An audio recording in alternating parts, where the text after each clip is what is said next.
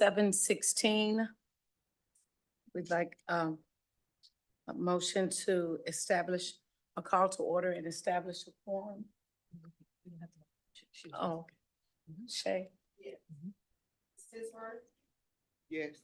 Jackson? Yes. Mario? Yes. Dr. Coleman, Yes. Dr. Yvonne Elliott, Present. and we have Ms. Wanda Lane via Zoom. Okay, yes. Thank you. At this. The pleasure is. I'd like to announce also that Miss Monica Williams will not be present in the meeting tonight. She is excused. At this time, can we stand for the Pledge of Allegiance?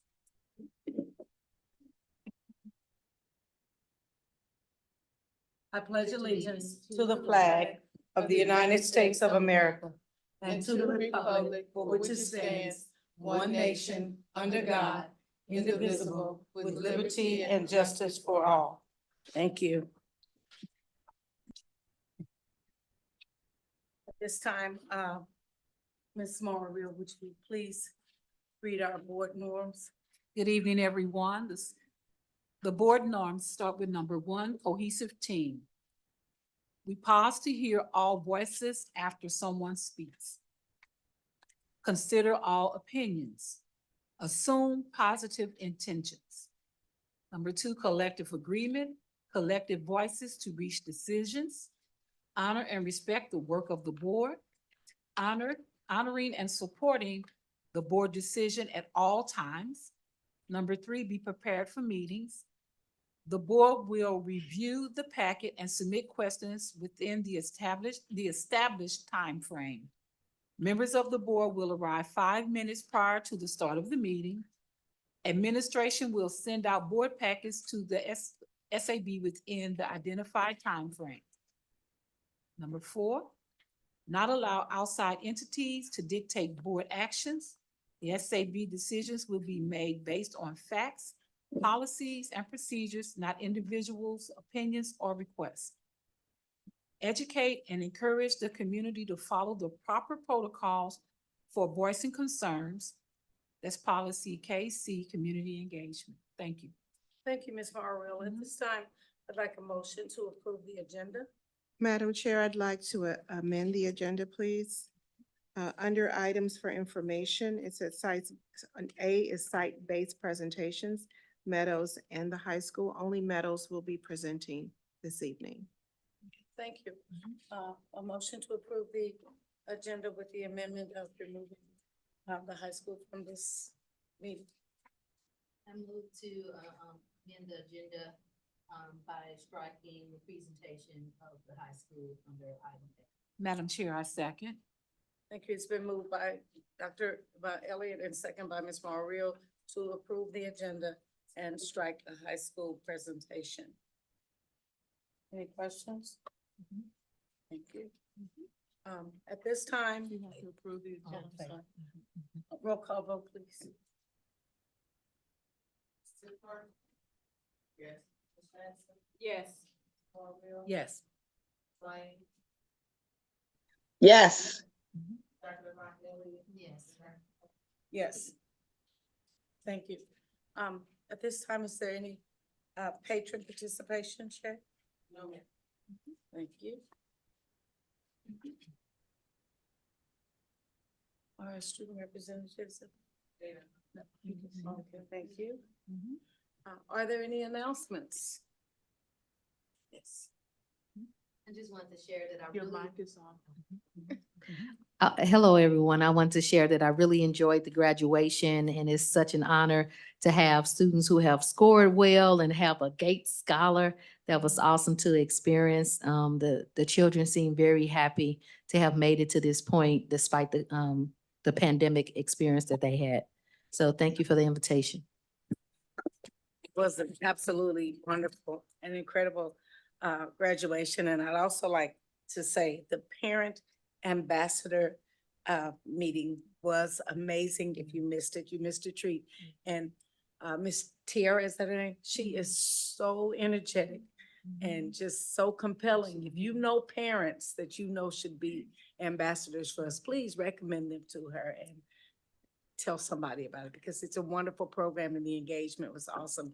The children loved it, the parents loved it. It was like being with family that night. It was wonderful. And the parent ambassador application is on our website. So if you know parents, please recommend them to complete the application. Thank you. At this time, we'll call for the superintendent's report. Good evening, everyone. I too want to echo the sentiments about graduation.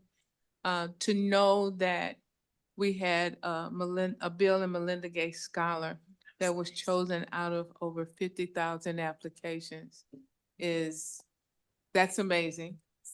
We doubled over 100% of the scholarships this year over last year. We increased our graduation rate, our dual enrollment. There were so many things to be celebrated that evening.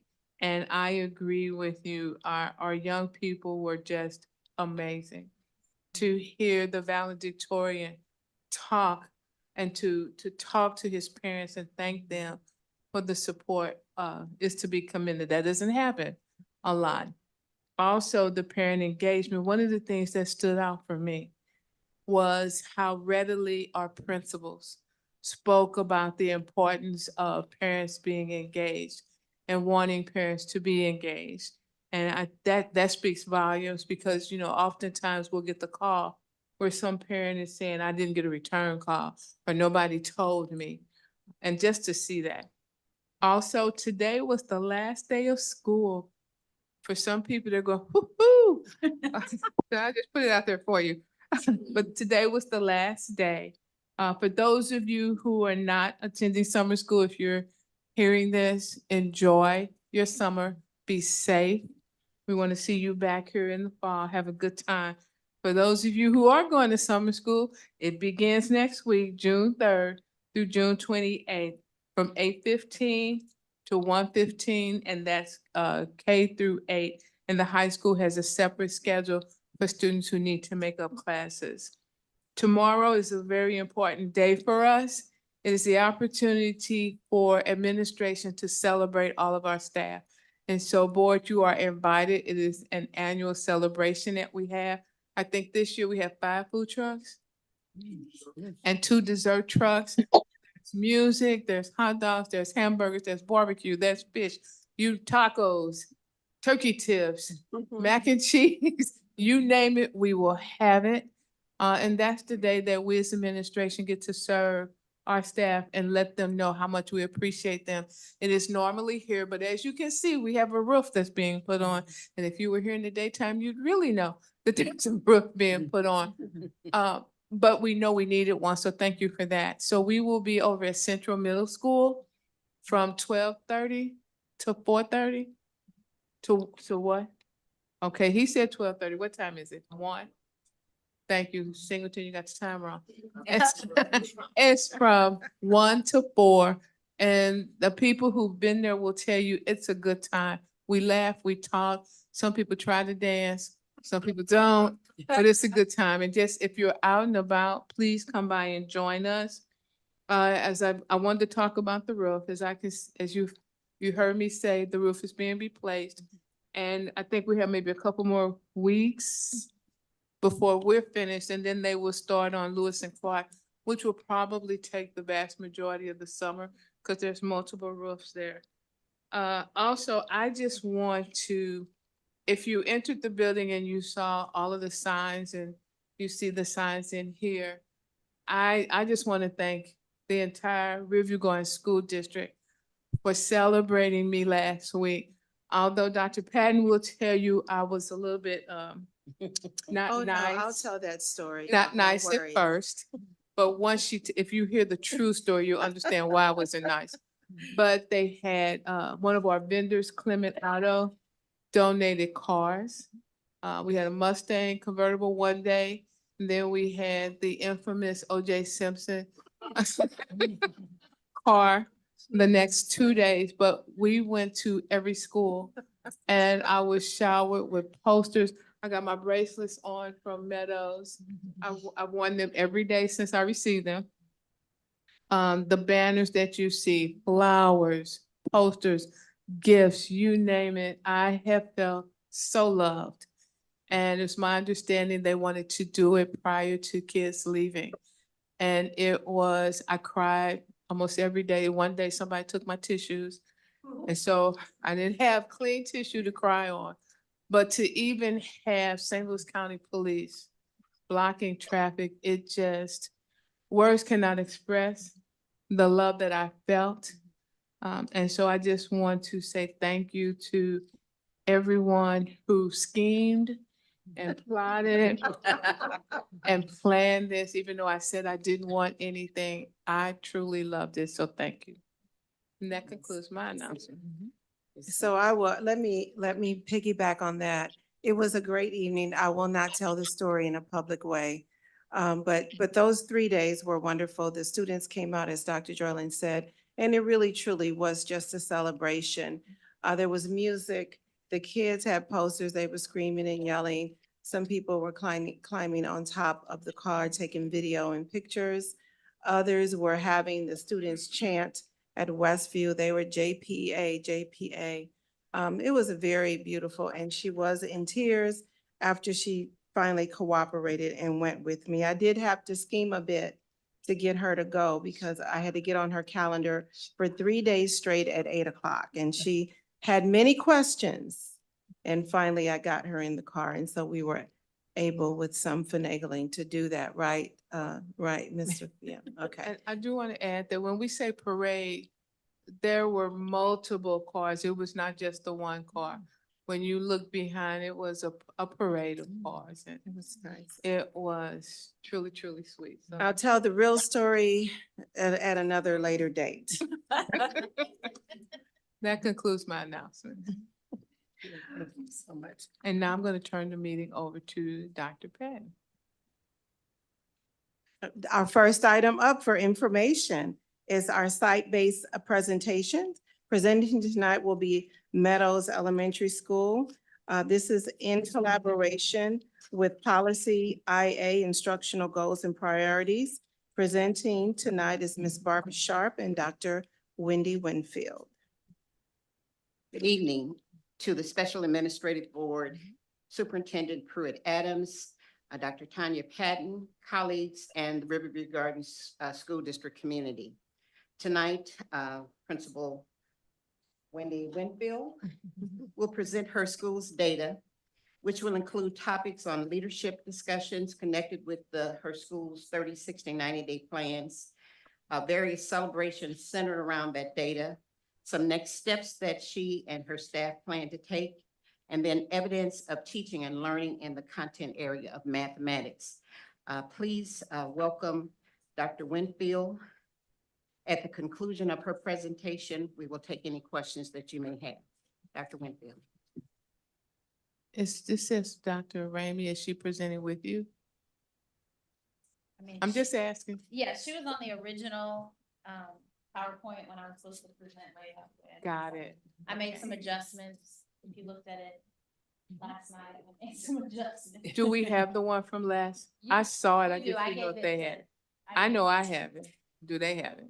to Tim. Okay. Dr. Ramey, come on up. This will be could be your last hurrah here. Cause in Yanya.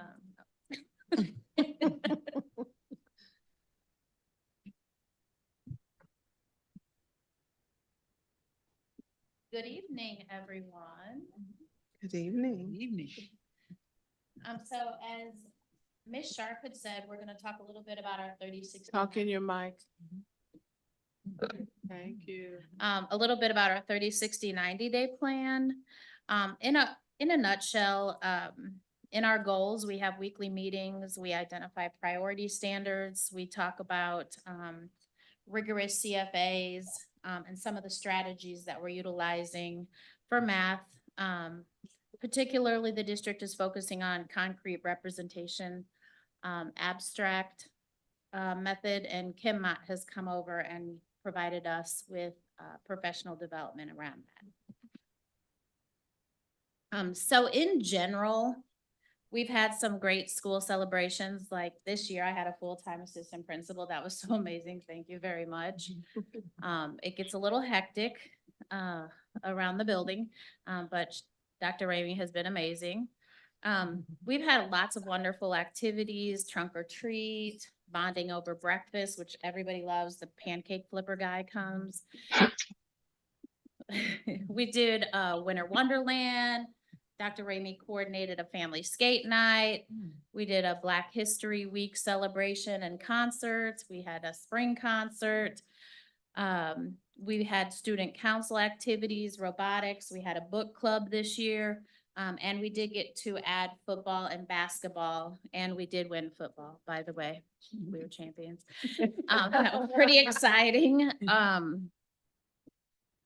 The teachers, they've been working hard at collecting and reviewing their monthly calendars, identifying and unpacking standards. We're truly diving into the PLC at work.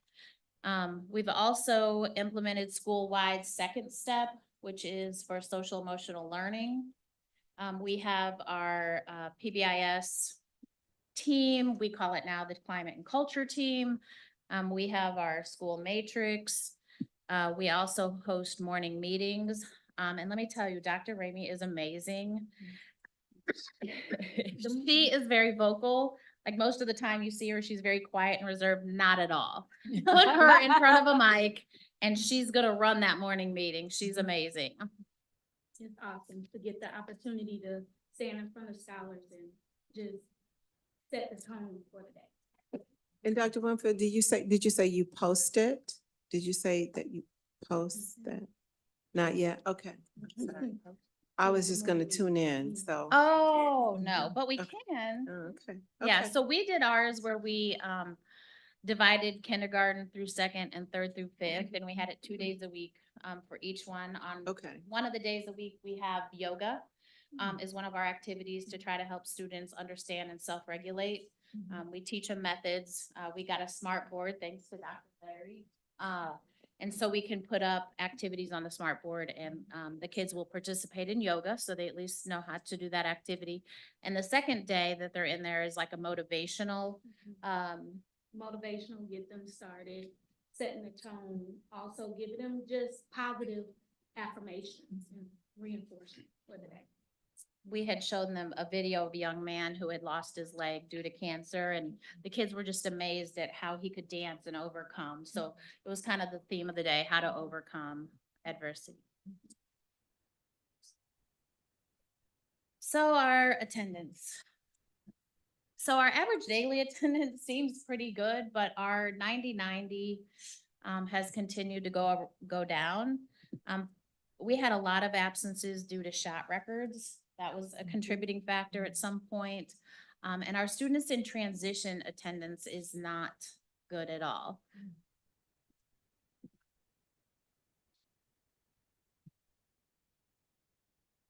So some of the things that we do, we have attendance assemblies, we have celebrating success, dance parties, game days, ice cream socials, student council.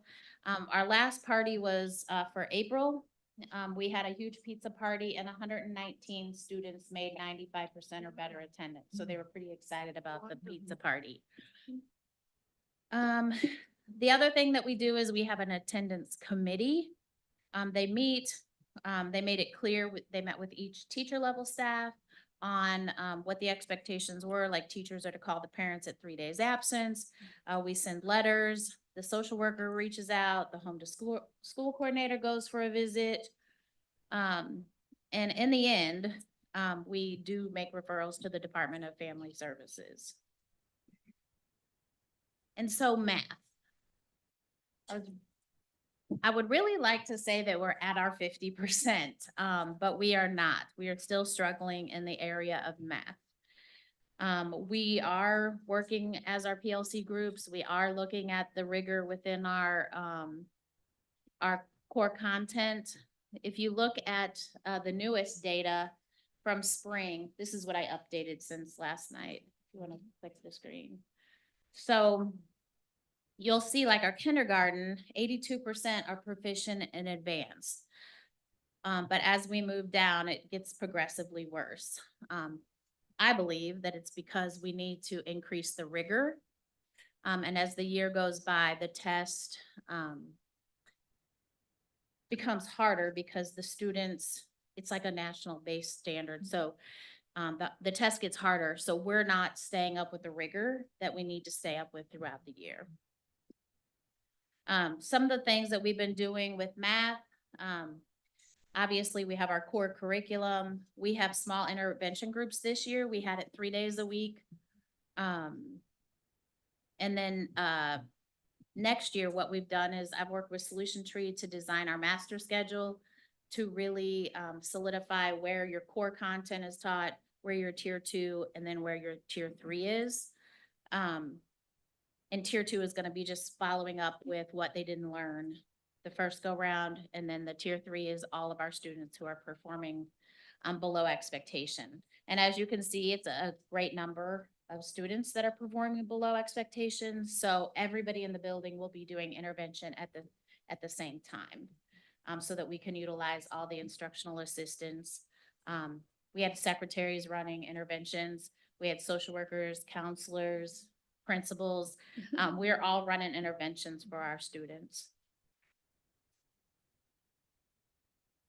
One of the other things that we're doing, besides building the schedule, we spend a lot of time in the data.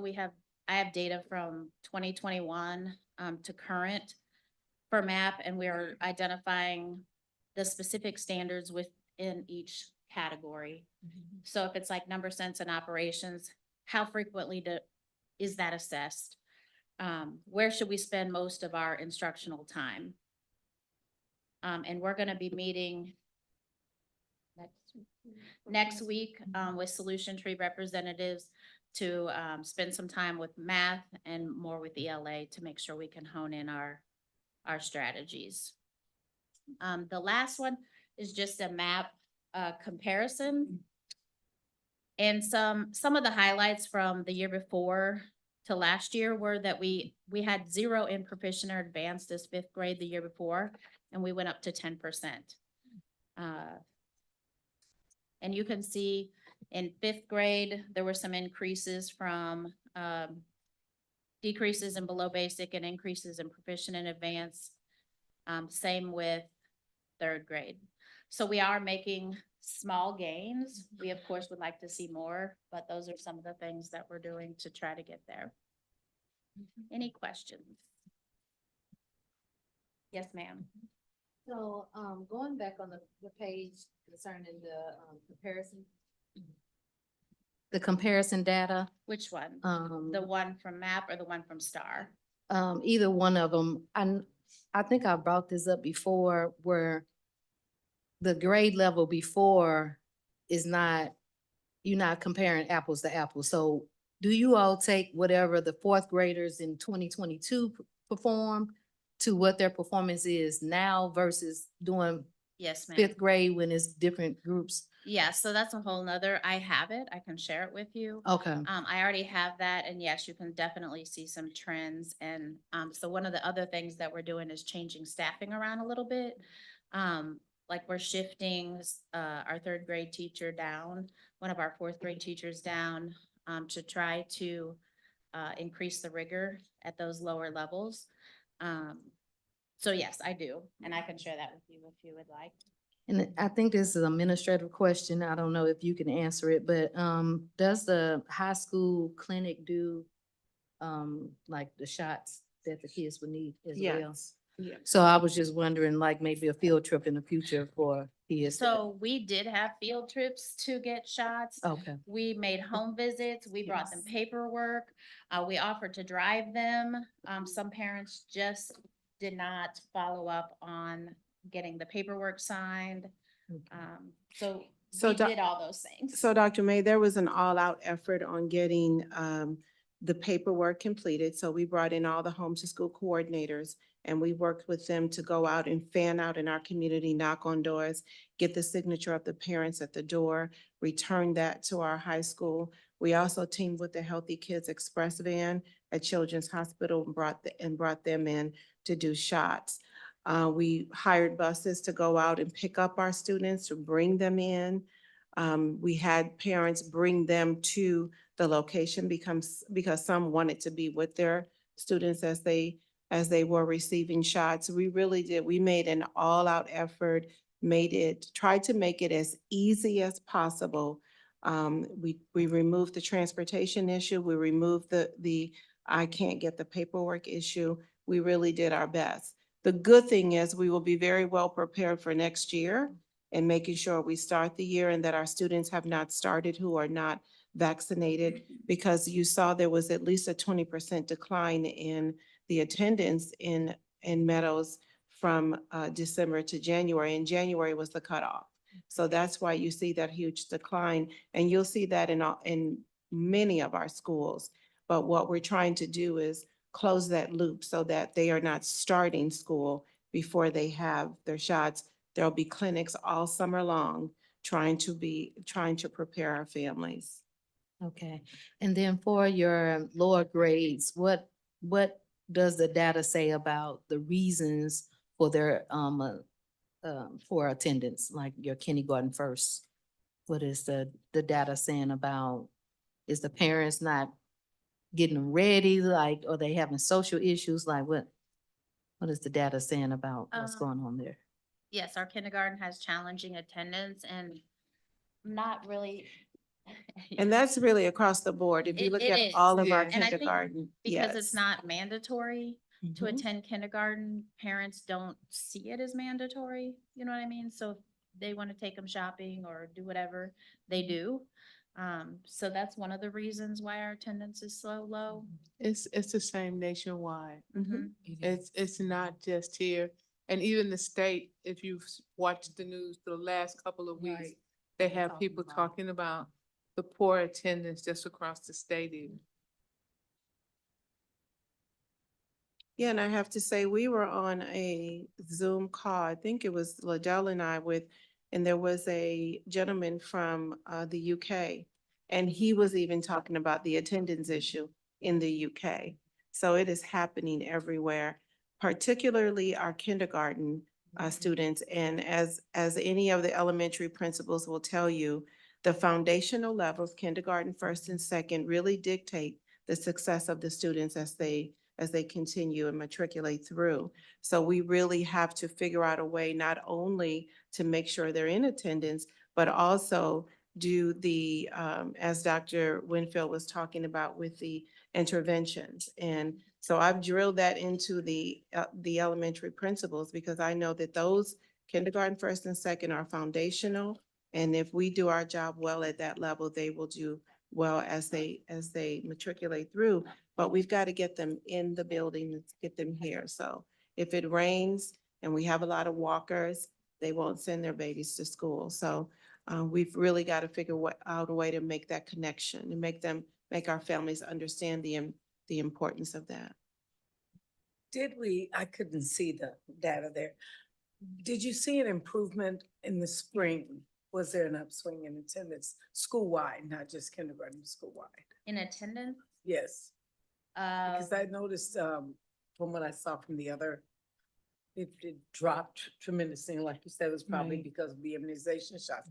But in the spring, I'm saying after January, February, did you see attendance improve? I mean, our attendance was in the nineties, like our average daily attendance was in the nineties until January, and it dropped to like 84. But it had steadily gone up. We've been at like 89, 88 the rest of the time. Thank you. And you will see that across. You will see that January it dropped, and then you'll see a steady decline, or a steady increase, I'm sorry, as time went on. Thank you. Are there any further questions? I was just sitting here thinking, with regards to the number of absences, I was just wondering if our students in transition play a major part of that, because there seems to be a lot of still increasing instability as far as homes are concerned. Right. I mean, I have a comment about that. So, no. I was just gonna say, like, I think now that, we have the decree, we have families that I know where they live. And their attendance are 50%, and they literally live 2 blocks down from Ferguson Florissant school, like a school, Ferguson Florissant. So I think just making sure that the students who are in transition are really in transition, would be helpful. And so, so one of the issues with that though is that the students, if they do, as Dr. Winfield said, they live in Ferguson, Florissant and down the street from a school, but if they're preferring to attend Riverview Gardens and they lived here and became unhoused in Ferguson, they still have the right and the opportunity to attend Riverview Gardens. We should probably have conversations with their family about logistical and how it makes more sense for them to go. But if they choose to continue to attend Riverview Gardens, they can. Yeah. So just in conclusion, I'd like to commend Dr. Winfield and Dr. Ramey for their leadership. We're just ending the second year of our work with Solution Tree. And I can say that she has had a laser focus on the data. Prior to this meeting, instead of relaxing, we were talking about next steps and plans. So she has a clear plan of things that she wants to do. And so we'll continue our work with Solution Tree. And hopefully when we come back with the next meeting, we'll be able to bring you some different data. Thank you. I just wanted to commend, I got your name already. Yeah, when we were canvassing, I never saw somebody knock on doors as fast as she knocked on doors and gave out literature stuff. So I just wanted to commend you. I was out, she wore me out that day. But I just wanted to commend you you were really, really engaged, and I think your husband was with you, and I just wanted to commend you. I didn't get a chance to canvass with anybody else, but I canvassed with you that day, and I mean, you were knocking those doors. A couple other people were too, but I mean, to our one, you maybe did 3 or 4. So I just want to commend you for that, and thank you Thank you. since it passed. Thank you. Our next item up for information is the program evaluation for counselors, social workers, and support. Presenting tonight is Deirdre Liddell. She's the executive director of Student and Community Support Services, and this is in alignment with policy IM. Ms. Liddell? Greetings, Dr. Pruitt Adams, Dr. Tanya Patton, Special Administrative Board, colleagues, and community. So the changes that have been made to the program for this year are the homeless school coordinators were moved under the student services umbrella this year. We also hired Project Aware coordinator for our grant, as well as added positions, which include a wellness coordinator and a community liaison. These were stipend positions for staff that were already in the district. And I am happy to announce that this year, our staff we were fully staffed for this year. So we had 100% counselors, social workers, restorative, homeless school coordinators, everyone. So a few of the program changes, we had the opportunity to have another grant. Our grant was 100 Neediest Cases. This was an amazing grant for our community. The grant helped with holiday assistance. It gave beds to families that needed beds. I want to thank our facilities department for helping get those beds delivered to us and to our families from the donors. It gave utility vouchers, checks, and we still have checks coming in. We will have families that have checks coming in throughout the summer as well. And then we also had 2 families that were recognized through St. Louis American, and they got to talk about how this grant helped them and their families throughout the year. We added a therapist to ACE, we continued trauma-informed support, and this is something that all of our staff have been asking for since the last time we did trauma-informed. So with that is very important.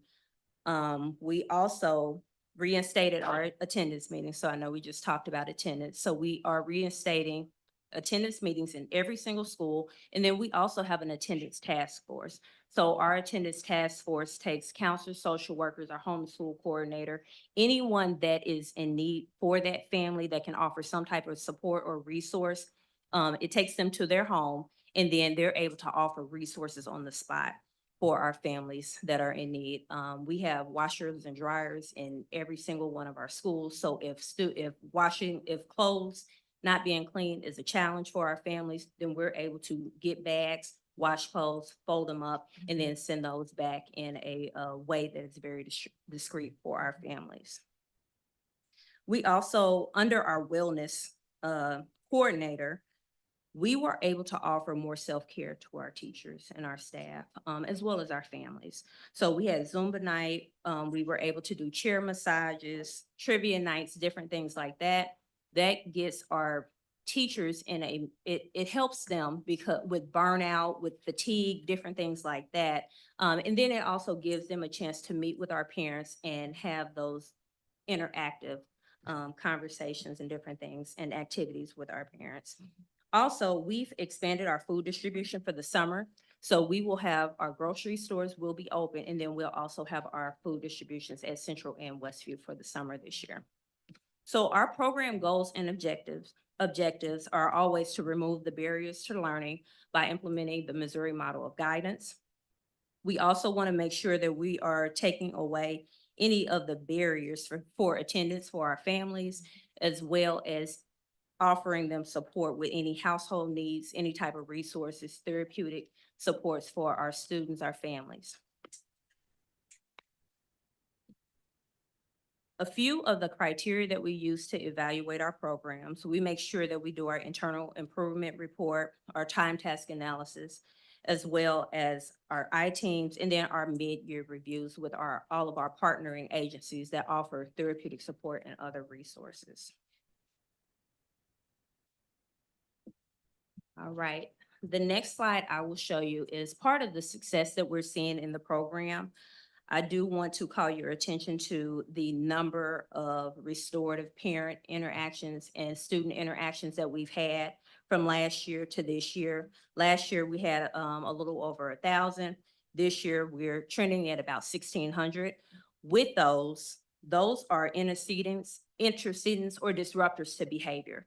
So when we look at our discipline, those are times where an adult has stepped in, and instead of a student receiving a referral or a suspension, those are times that they've received a restorative circle and they were sent back to class, or their parent was called and they had a parent circle. So with that, those are ways or alternative ways that we curb negative behavior and that we help keep our discipline down. I know our discipline is not where we want it to be. However, through our restorative practices, we're continuing to chip away at the discipline numbers and suspension numbers that we're seeing. The picture that you see is our program with Sultan Muhammad, Brother Self-Love. With that program, he's definitely embedded into the restorative program at the high school. So with that program, he had 25 total students graduate his self-love program this year. He's had contact with 75. 15 of those students will roll over. And then all 25 of those students, once he was able to get them into the program, they didn't receive any more suspensions and their attendance rate started to rise, and then their grades started to get better. Awesome. So a few opportunities and next steps that we have. We want to continue to expand our partnership. A big goal that we have is to expand it into a place where we can offer adult education and we can offer job training programs and employment skills to our families. With that, that is a hope that we will increase our family engagement, family involvement, and it is just another partnership that we can have with our families in the community. We want to expand the restorative practice programs to elementary. So there'll be a training this year for restorative certification, which will be K-12, which will expand it to the elementary schools. What we found is our elementary schools were using the restorative practices without the restorative personnel. So they had been trained. However, this year we will give their personnel training so they can increase their number of restorative practices that they're using. Also, we want to make sure that we complete and rebuild our IT process through our MTSS program that we're continuing to build. Are there any questions? Concerning. Hello, concerning the counselors, since the pandemic, has DESI done any counselor program evaluations?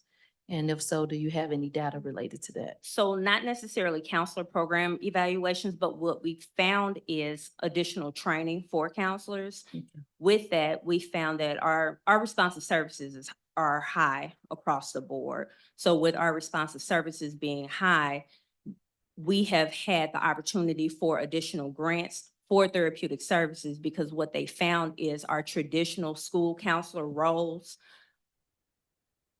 are not necessarily meeting the therapeutic needs of our scholars. So there have been ways to be able to supplement what Missouri school counselors are doing.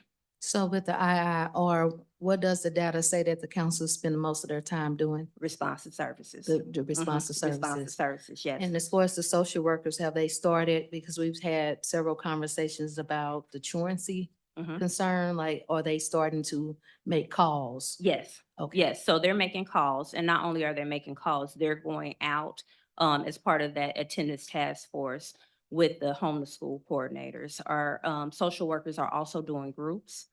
And with that, we created that form, that door knocker form, where we are able to do that QR code. And with that QR code, there is a small there are about 5 questions on there to figure out why our students are not coming to school and what our parents need help with.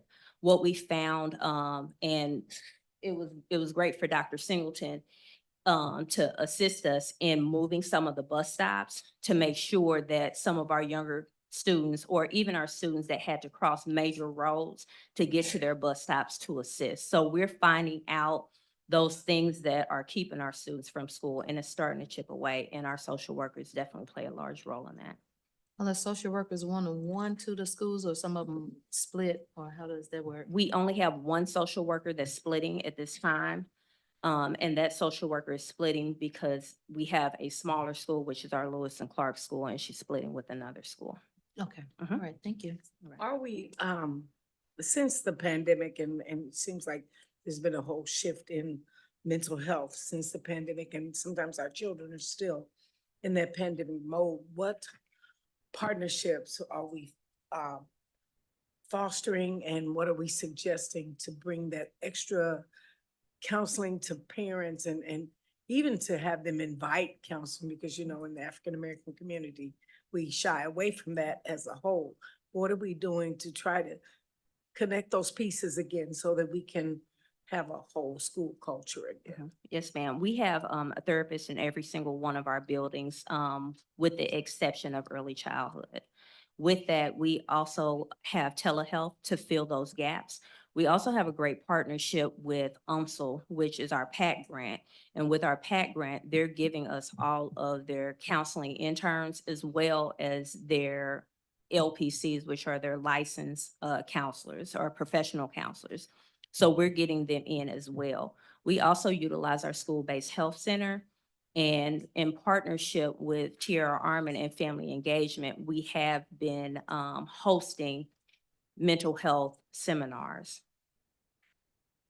Thank you. Thank you. Thank you, Ms. Liddell. The next item up for information is the 2023-24 Students in Transition Program Evaluation. Making this presentation is the coordinator, Ms. Stephanie Shumper. She's our Student in Transition Coordinator, and this is in conjunction with Policy IGBCA programs for homeless students. Ms. Shumper. Good evening, all. Dr. JPA, Dr. Patton, Special Board members, as well as colleagues and community alike. I am the Students in Transition Coordinator for the school district. This is my fourth full year in this role. We have had no staff changes this school year. However, This school year, we had about 828 SIT students that we served. Which was basically a total of 656 families that actually registered in our office. Compared to last year, we had about 626 students total that were enrolled in the SIT program. Our goals again our goals were to adhere to the district's implementation plan for students in transition, was also to ensure that all barriers to education were removed. That means, you know, if a kiddo has moved out of the district and needs transportation, we met with the family, we spoke with them, and we offered transportation to those families. Our other goals were to identify families that were in need in districts such as, again, unhoused, students living with relatives, and families just still needing different things, having their needs being met, I'm sorry. We also, the goals also were to ensure that SIT scholars met or exceeded our 90% attendance goal. We struggled a lot with that this school year simply because our kiddos, transportation was showing up. However, the kids weren't getting up. The kids weren't being woken up. The kids were not coming to school. So they were missing their transportation. We did have some instances where we were able to send transportation back to a home when a kid overslept and things of that nature. But we also had some families that it happened over and over and over. And I believe that is why our attendance has been an issue this school year.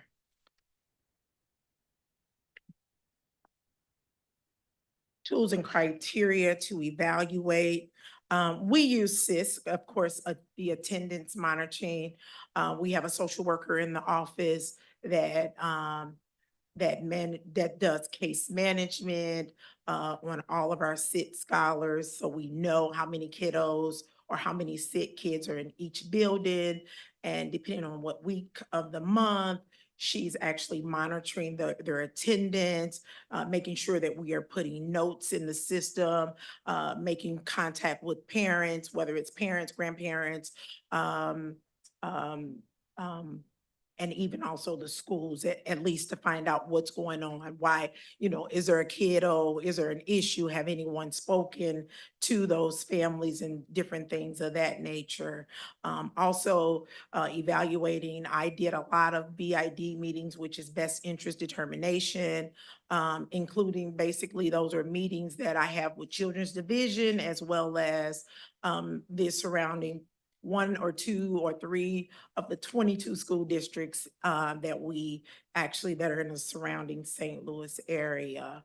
Another tool was basically we followed the consent decree that was created by the courts and of course the lawyers of the district. One of our greatest accomplishments, as all of you guys know, is we got out of the consent decree.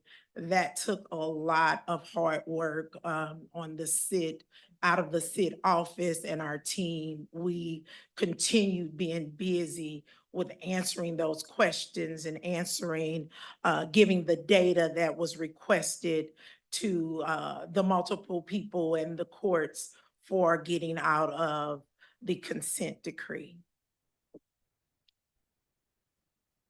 And of course, the success was we are out of it. Thank God for that. Successes of the program based on data, of course, our goals and our successes, we reintroduced the QR code to our families. It is sometimes not easy for our families to get to the website or complete the SIT applications. We made a QR code where our families could we could send the QR code to them. They can open it up and complete the SIT application via their cell phones. And we made it so easy where if you had an Android or if you had an iPhone, you could complete that SIT application and not have to actually have a computer or a laptop or a tablet. You can actually do it from your phone. We started that a year and a half ago, but we reintroduced it to our families this past school year. Again, we communicated with all SIT families to identify, any of the needs that they needed. We provided them with information on agencies that were helping or any type of assistance that information that we got our hands on. We made sure that we got it out to our families, whether it was via text, via email, whichever way we could, we got the information out to our families. A part of our successes was providing those families with the different toiletries, whether it was toothbrush, toothpaste, laundry detergent, school supplies, whatever. We were basically meeting our families where they were. If they said they had a need that we could possibly assist them with, get them those items, we were literally delivering them to their door, making sure that the kiddos had the things that they needed, as well as school uniforms for our K-8. We supplied every kiddo that enrolled that was K-8. We supplied them with at least 2 school uniforms. That's 2 pair of pants, 2 uniform shirts, socks, underwear, t-shirts, whatever we could, whatever we got our hands on, whatever was donated to us, and even coats as well. We made sure that as quick as they came in the door, we got them right back out the door for our families. We even had transportation, our transportation providers, would call us and say, hey, we have a kiddo that came out the house with no coat, or we had a kiddo that came out that didn't have socks. Do you guys have socks? Literally, we were meeting them at the door at Moline, giving it to them, putting it in their van so they could get it to those families. So that was a part of our outreach. Our transportation providers really, really did well with us, assisting us. We also dropped our toiletry bags. We gave them to our transportation providers. So it would, not look so suspicious, or the kiddos wouldn't be embarrassed, or, other people wouldn't wonder, what's that? I didn't get that. So we would give it to our drivers. They would come by and we'd load up their vans. So they would give those to the kiddos at the end of the day. So it didn't have to necessarily go into the school buildings, and they can get out of the vans or the cabs and directly into the home. Another thing, we transported about 425 kiddos, and that is in cabs or vans. That's not school bus related. Those are just kids that were outside of the district. We transported about 425 kids every single day from home to school. Next slide, please. Opportunities for next steps. Again, we'll continue to work closely with the district interventionists, again, the principals, other key leaders, to reduce the number of gaps in services for our scholars, to assist with dealing with SIT scholars with behavioral concerns, other barriers that keep scholars from attending school. We know that attendance, the kiddos getting to school, is the most important thing. We, even doing MAP testing, there were kiddos that missed school. We literally sent cabs, or we in the Moline building went and got kids to get them to school so they can do their MAP testing, because we know that that is important. We will continue establishing community connections to ensure housing, food, medical, and other necessary resources are available for our families. And lastly, provide ongoing training to the district personnel. That's me doing, meeting with our staff a couple times a year, as well as, the return to school that happens in August when we train everyone and give them heads up and understanding who our sick scholars are and how they can support and help our kiddos. Questions or concerns? Thank you for that information. Yes. You may not have the data right now, but if you can just provide it at some point of how many of our children by the end of the year have found stable, like the families have found stable housing. Because it looks like the numbers are increasing, but I was just curious of, what's the reduction of kids from year to year? Are they still in that category until they graduate? What has been done to help stabilize their housing so they can be out of that category? I was just interested in knowing more about that. Well, I will tell you, I don't have a number, but I can definitely work on a number. But I will tell you that we have had some successes. We've had parents to say, have called to say, we finally moved in our own place, and they're excited and we're excited for them. And what we do, and we don't make them leave the district immediately. We let them know that your babies can finish out the school year. However, next school year, they will have to attend school in their home district. We've noted the families that have reached out to us over the last few months to let us know, or even to let the buildings know in the notes that this kiddo will not be returning because he or she is going to be registering in their own home district.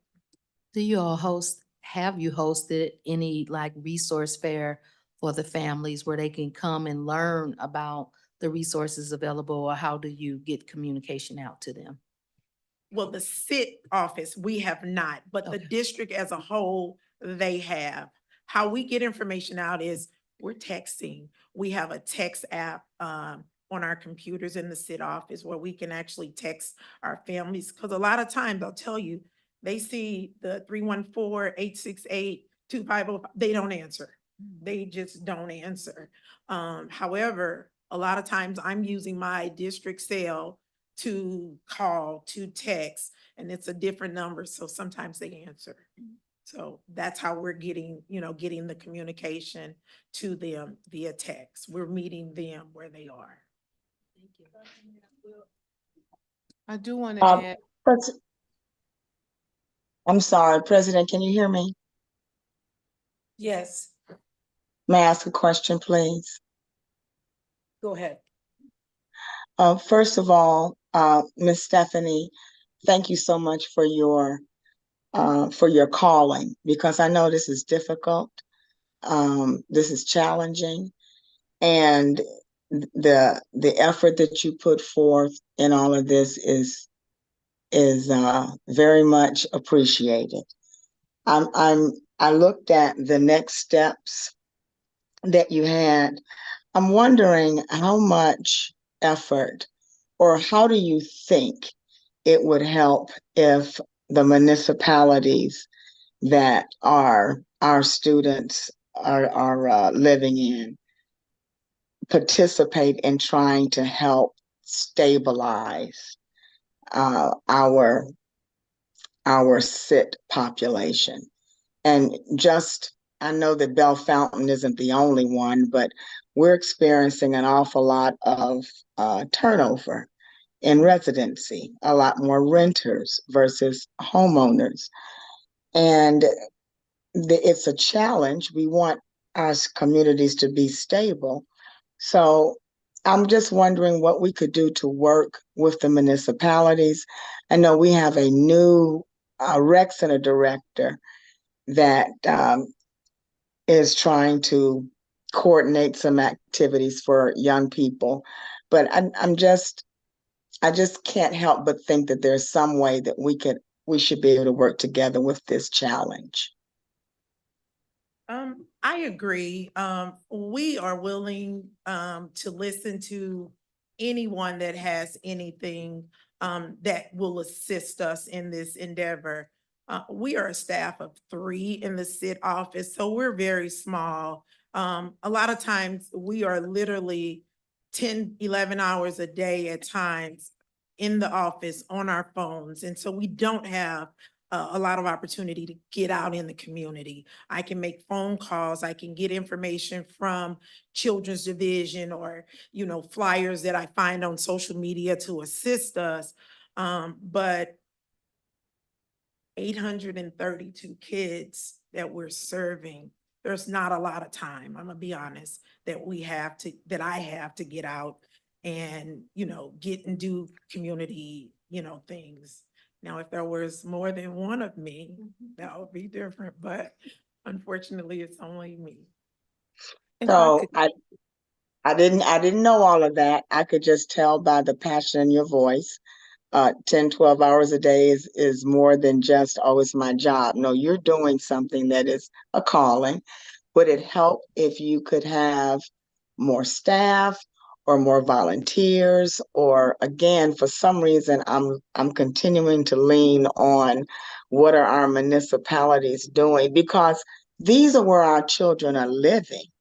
So how do we partner to make everybody responsible? And that's the word I intend to use, to try to stabilize our students, our families, to stay in our district. I just don't know. And I've heard everything you said. It's just, it still seems to me to be something that's missing. Maybe I need to think about it a little bit more. But only a staff of 3 with 800 plus students, yeah, that's a little imbalanced.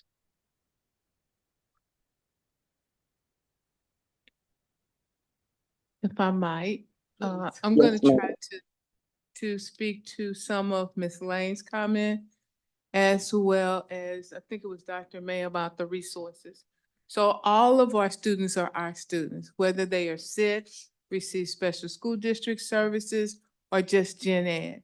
And so when our family engagement specialist has events, that's open to everyone. And if there's transportation that needs to be provided for our SIT families to do that, that's available. So I wanted to say that with regards to community, when we have the resource fairs, we have our social service agencies there. We have all of that there. We can't go to each subdivision or community and say, John Jones needs housing because of student privacy laws. What they can do for us is tell us, here's some housing that's opening up that may be subsidized housing. I know when Dr. Patton and I saw the housing being built on Chambers, we inquired with the Mayor of Moline Acres, is this going to be something that our families can benefit from? We found out it was senior housing, but we have to walk that fine line between the privacy of our families as well. But that's just another way that we do have those opportunities. It's just getting our families sometimes to take advantage.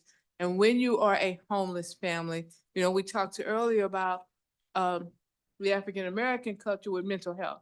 It's the same thing, that when I am unhoused or doubling up, which is the language used, sometimes there's a piece of pride that just won't let me. That the relationship that Ms. Sumter has with those families is a means of getting that addressed. Absolutely.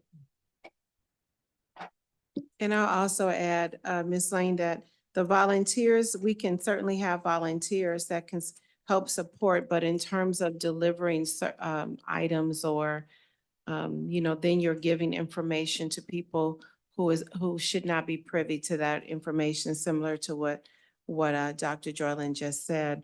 I do also want to add, Ms. Shumpert started letting us know, or mentioned in there a couple of times, about being out from under the consent decree, which is a hallelujah moment. I mentioned before that report that she had to put together, it was, I don't know, probably 50 pages.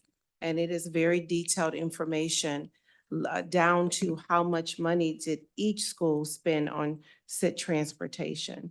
And that's really not how it's billed. It's billed as a lump sum, but not each school. So that very detailed report is what helped to get us out from under the consent decree. So Ms. Shumpert has been doing that, I think, for 2 or 3 years now.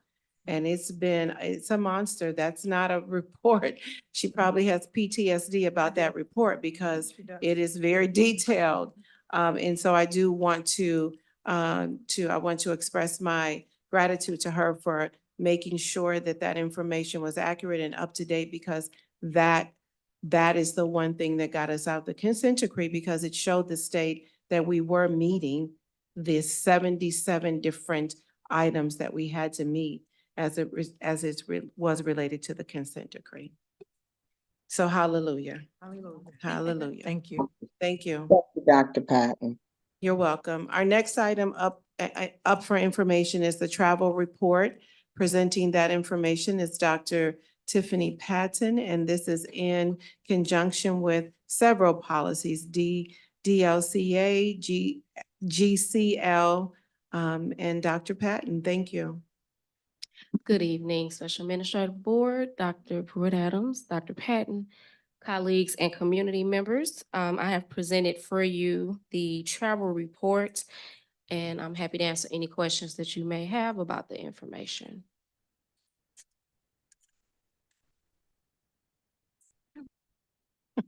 Thank You you. get the award for the fastest presentation, Dr. Patton. Moving on to items of discussion. Our next item up for discussion is technology surplus item. Presenting, oops, hold on, that's why I have backup here because my computer just did something. Presenting this item, it looks like okay. Okay, all right. Tamiko, Yeah. I have Dr. Larry down. Presenting this item is Tamiko. This is in conjunction with policy DNC surplus school property. Okay. Good evening, Special Administrative Board, Dr. JPA, Dr. Patton, colleagues and community. It's recycling time again.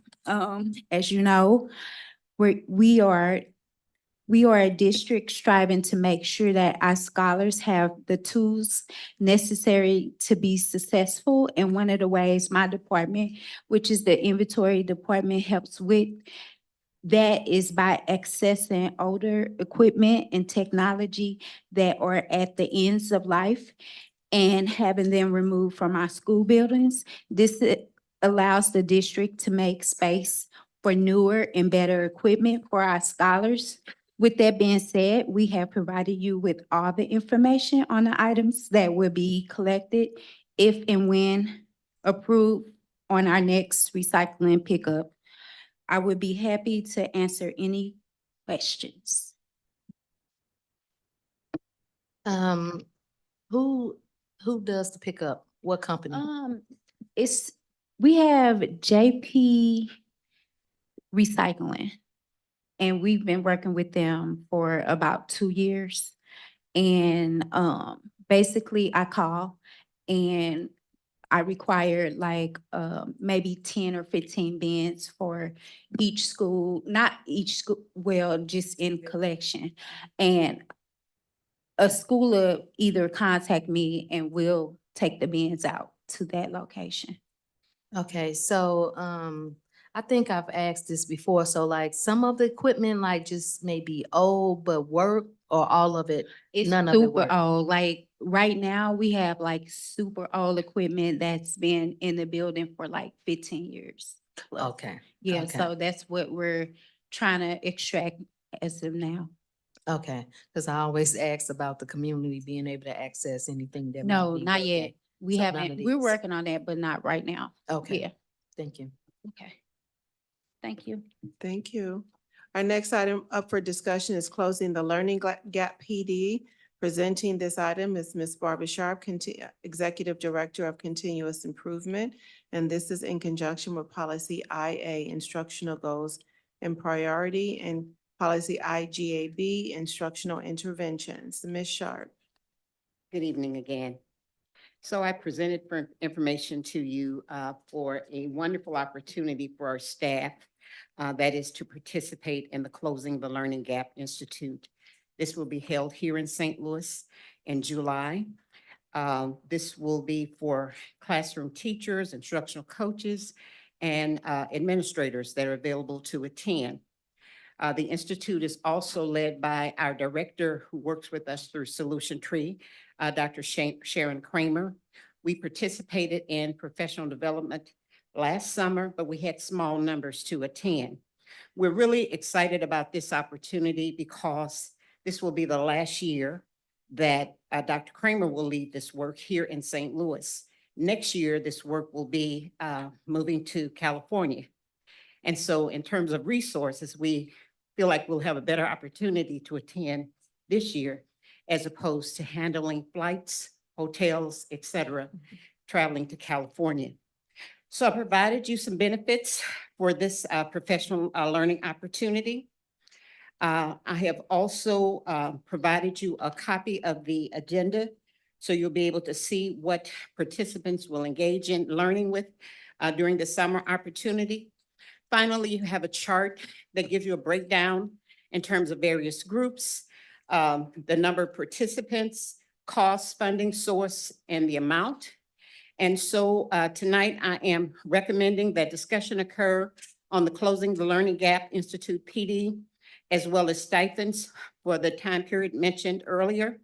It is further recommended that approval be granted for professional development stipends and at a total rate not to exceed the $83,605. Part of this funding will be reimbursed for 4 staff members. That is through special school district. Are there any questions? Yes, please. The other teachers, you just mentioned something about special school districts. So the teachers that will participate, administrators or whoever, how are they selected? Do they say they want to do it? Is there other criteria? Excellent question. Thank you. This has been a very arduous process. So initially, we asked for recommendations from building leaders. Once we received recommendation from building leaders, then I prepared a survey. That survey went out district-wide. Staff members were given an opportunity to say their availability to attend. That's how we received the numbers. Okay, thank you. Thank you, Ms. Sharp. Thank you. Our next item up for discussion is the summary of the fund balance report for the month ending in April 30th, 2024. Presenting this is Dr. Levon Singleton, our CFO, and this is in compliance with policy DIAA fund balance. Dr. CFO. Thank you. Good evening, Special Administrative Board, Dr. Pruitt-Adams, Dr. Patton, colleagues, and community. Tonight, I will share with you our summary of fund balance report, which is a monthly report we give to the board for discussion and action. This is for the report ending April the 30th, 2024. And the second page of the report looks at the year-to-date revenues and expenditures. Go back a page for me. I try and really highlight that just to really give you a sense of what are we doing? Where are we financially? What are we spending our monies on? So right now we've taken in about almost $67 million in revenues. We've spent about $75 million. And of course, these are salaries, these are benefits, these are capital projects. Everything that's going on in the district is being captured here through the month of April. Obviously, we started with a strong fund balance, and we're still projected to end with a strong fund balance. Next month's report will probably be a lot more, showing a lot more revenues. We spent the month filing a number of expenditure reports, filing for a number of reimbursements. And we do expect that next month's expenditure report or summary of fund balance report in terms of revenues and expenses will be a little more balanced than you see here. The next several pages, again, go over the grants that we've received this school year. Most of them are federal grants, obviously, our title and our ESSERs. I can't stress this enough. I think we've said it over and over. this is the final year of ESSER. Going into July, we may have a small, $8 to $10 million budget for ESSERs, but the district has spent or would have spent about $40 million so far. Okay, we were awarded about $50 million in ESSER funds in total over the last 3 years. And so I think the district has done an awesome job. The facilities team has led the way in a lot of the roof replacements, HVAC, those kinds of things. We've done a lot of restorative programs. Solution Tree is a big proponent of those ESSER funds. And so we are going to make sure that we spend every last dollar of those. You guys charge us with that, and we want to make sure we do that. But we just want to bring to the board's attention that next year's budget will kind of get us back to some normalcy, if you will. And when I say normalcy, we won't see the additional monies coming out of the ESSER funds that we have, or to the tune that we've had in the past. And so I did just want to bring that up. The final couple of pages of the report show just our expenses year over year. And if I could get you to the very final, the last page of the report, it shows you where we were from 2022, 2023, and 2024 in April of those respective years. And so if we really look at the top, in the general fund, we spent about $23 million this time in 22. In 23, we're at about $29 million. And again, that's the infusion of those ESSER funds coming into the general fund. And then, of course, in 2024, we're to the tune of about $37 million that we've spent. So again, this summary of fund balance report shows us where we are school-wide, district-wide. We still have May and June to report. And so we're already at $75 million of expenditures. We will probably be in upwards of very close to $90 million, which is kind of the budget that we put together for this year. That's probably one of the highest budgets that we've ever seen. And so we certainly want to make sure that we're bringing those expenses to the board. Are there any questions that I can answer at this time? What is the total that we can expect from the passage of the legislation and any other announcements that the governor has said related to different districts receiving funds? What's the information on that? When you say passage of the legislation, tell me what you're Like speaking. 727, and they talk about the teacher salaries and stuff. What are we expecting to receive from those? To receive anything, because we already exceed that minimum teacher salary. The expectation is that several years down the road, as they begin to get, they will tell you what the increase should be, that's when we will be impacted. But right now, there's no funds coming to us for that. Okay, and no other funds that's being No. awarded? Okay. Any other questions? Okay, thank you. All right, thank you, Dr. CFO. The next and last item up for discussion is the temporary summer cleaning technicians. Presenting this is Dr. Levon Singleton, and this is in conjunction with Policy GDC, Support Staff Recruiting and Hiring, and Policy GDBA, Support Staff Compensation. Dr. CFO. Thank you, Dr. Patton, again. This particular agenda item, for the past 3 years, what we have done was we've solicited, we've created this position for the purpose of assisting our facilities department in making sure that our schools are ready for the start of the school year. And in full transparency, we've struggled with that in the past. We've struggled greatly with making sure that our schools are ready for our scholars and our staff that second or third week in August. And so this position has allowed us to hire some additional temporary help. In the past, we've seen DSOs take advantage of this position, but they're 12-month now and they're not eligible to take advantage of this position. And so we do have an interested group of applicants, if you will. We've had sub-teachers call us about opportunities. And for the first time, we're actually allowing some of our scholars to participate in this program. Dr. Pruitt-Adams has pushed us to, of course, get more involved with our scholars. We reached out to the insurance company, our insurance carrier, and they said, hey, let's do it. And so one of the first times that we're bringing to the board that we're going to be employing some of our scholars to help to give them some work experience as they come back to school. We are looking into next year with food services also, trying to expand that as well. But I think it's an awesome opportunity for our scholars to make some money, work 40 hours a week, make some money, and reward them for just doing an awesome work in the community. And so we are asking for discussion and action on this particular item so that we could start hiring right away. There's about 30 positions that we're looking for. Again, internal positions. This is not something that we're posting external. We believe we can fill these positions internally. It's 1 hourly rate, okay? It's $16.25 an hour. That's what we pay a sub-custodian. And so we're going into this knowing that everybody will make the same hourly rate, work those 40 hours a week. And this is for a total of, I believe, 47 work days, which will take us right from June 3rd through August the 9th, which is that very last day before our employees, our teachers come back for the school year. So we are asking for board approval on this position. Are there any questions that I can answer at this time? Since it's gonna be internal, what's the plan to communicating with the scholars?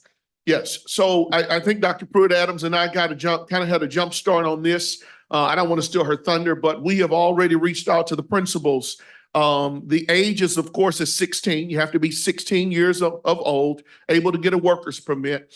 But we've already reached out to the high school, Mr. Thurwalker as well, the athletic program, and they have started to identify those scholars who, meet that criteria, the age. We want to reward those scholars who have good attendance, good work ethic, good grades, those kinds of things. But we're going to consider everybody. And so I think this program will go over well.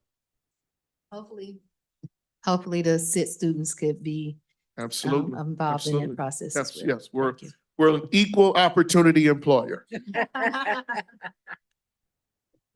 Any other questions? Okay, thank you. At this time, That concludes. Dr. Coleman, that concludes all of the items that I will be presenting tonight.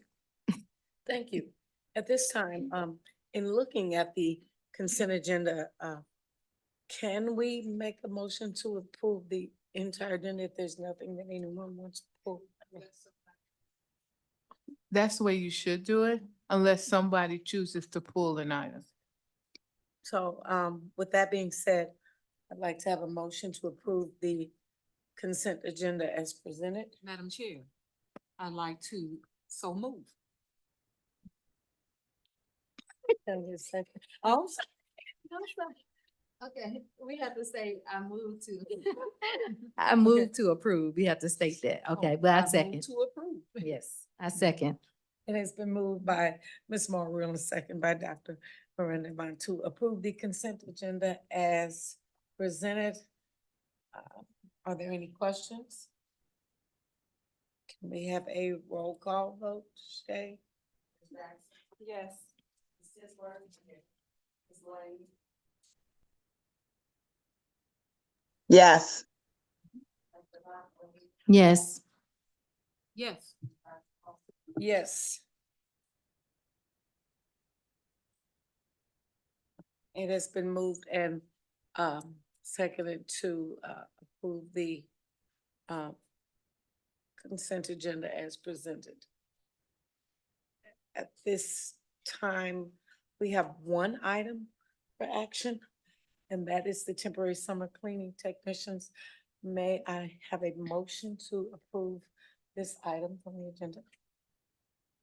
I move to approve the action item under number 12. Temporary summer cleaning technicians. I second. It has been moved by Dr. Avant Elliott and second by Ms. Morrill to approve the temporary summer cleaning technicians from June 3rd to August 9th, internal positions and students. Are there any questions? Good.